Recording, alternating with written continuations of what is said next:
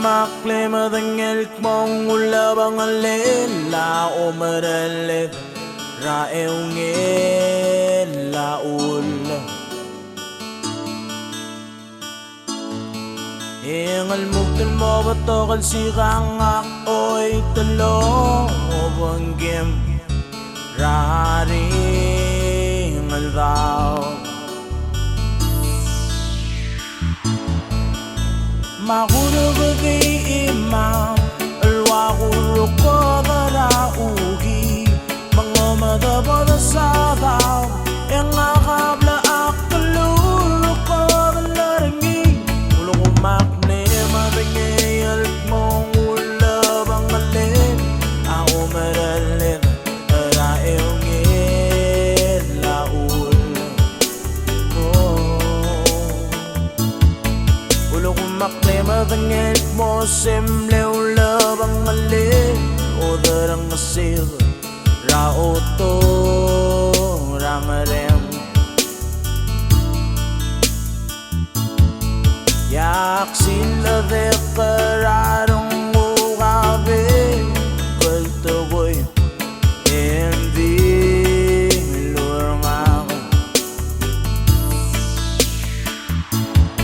Masexis bar and sale ay almo sa bisiklo say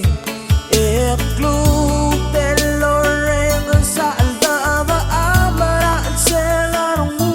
ulo kumakle madingel mo semble ulabang ale o darang asil raoto rangarem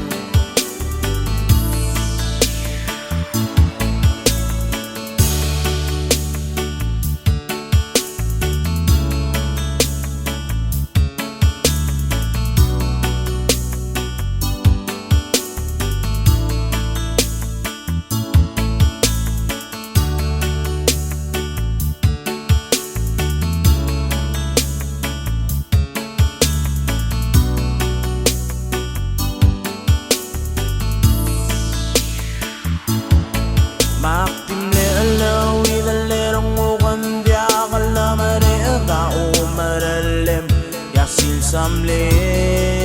yelvi Rusa amave gariyadang ulukumak me madangelik morida ulare adarakaw makmilulu amaong asileng magtarabang iyara abela omaralem